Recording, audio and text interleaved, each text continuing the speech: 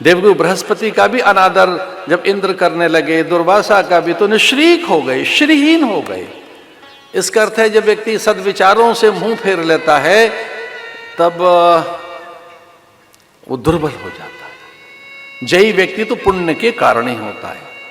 अगर पुण्य आपके हैं, सत्कर्म आपके पास है, तो फिर अनिष्ट नहीं होगा, अमंगल नहीं होगा। और पुण्य संत के दर्शन से, शुभ कर्म से होता है। जैसे आपने दीप जलाया, पुण्य कर्म है वो, लेकिन किसके लिए जलाया है? अंधेरा मिटाने के लिए, या वो दीप दान है, आरती के लिए है, या कर्म साक्षी इस निमित्त है, या पूजा के निमित्त है? आपका कर्म किस निमित्त है? आप किस निमित्त कर्म कर रहे हैं, इस पर तय करता है वो। पुण्य पूंजी का नाम है। पुण्य से यश, मान, सुख, संपदा, सत्ता, विभूति, ऐश्वर्य की प्राप्ति होती है। पुण्य से ही सत्संग मिलता है, पुण्य से ही हरि भक्ति का जागरण होता है। और पाप से दुख, भय, अशांति, क्लेश, अर्थनाश, ऋण। अगर बहुत घर में ऋण घुस गया हो और ऋण न हो पा रहे हो, कर्ज घर में घुस गया हो, इस करते पाप कर्म जगह है, पुण्य जगह ही है। घर घर में क्लेश है, मतैक्यता नहीं रही, मतभेद हो गया है, परस्पर वैमत्यता हो गई,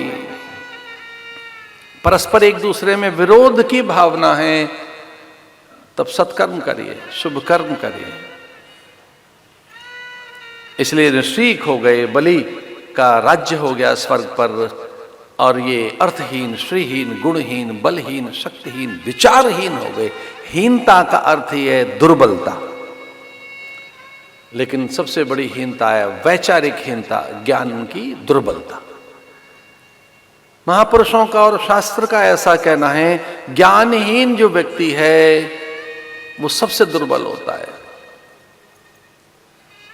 जो सबसे दुर्बल और दरिद्र बताया गया, दीन बताया गया, वो है जो ज्ञान से दरिद्र है, भाव से दरिद्र है। जो भाव दरिद्री हैं, ज्ञान से जो दरिद्र हैं, जिनमें वैचारिक दरिद्रता है, वो सबसे बड़ी दरिद्रता है। इसे ज्ञान से दरिद्र मत बनो, विचार से और भाव से दरिद्र मत बनो। एक दूसरा पक्ष बता रहा था मैं आपको कि भले ही गुरु को भूल गए थे वो, भले ही गुरु को विसार दिया उन्होंने, पर गुरु को अपने कर्तव्य का बोध हुआ और गुरु को लगा कि भले इसने मुझे भुला दिया, लेकिन मुझे इस दुरावस्था में, इस संकट काल में मुझे जाना चाहिए, क्योंकि मैं उपाय हूं, मैं साधन हूं, मेरा व्रत है, मुझे ही सहायक होना चाहिए।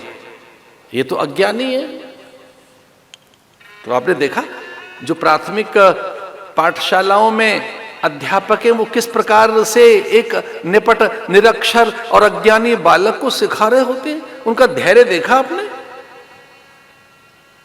विलक्षण धैर्य उनका।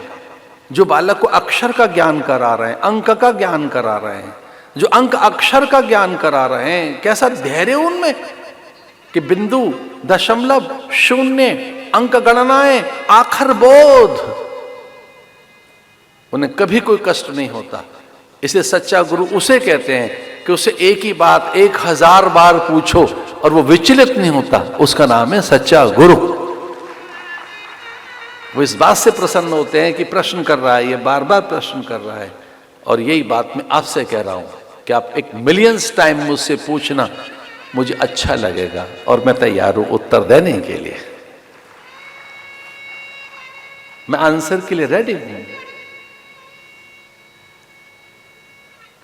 हम मना कर दें कि नहीं? दीपक मना कर दे कि मैं तो उजियारा नहीं दूंगा, जल कहे मैं शीतल नहीं रहूंगा, सूर्य कहे मुझे प्रकाश नहीं देना, चंद्र कहे आज तो मेरी छुट्टी है, अब नहीं जाएंगे। ये स्वभाव है उनका। किसी का प्रकाश, किसी का ज्ञान, किसी की शीतलता, किसी की पाचकता, किसी की पौष्टिकता, किसी की निर्मलता, किसी में औदार्य,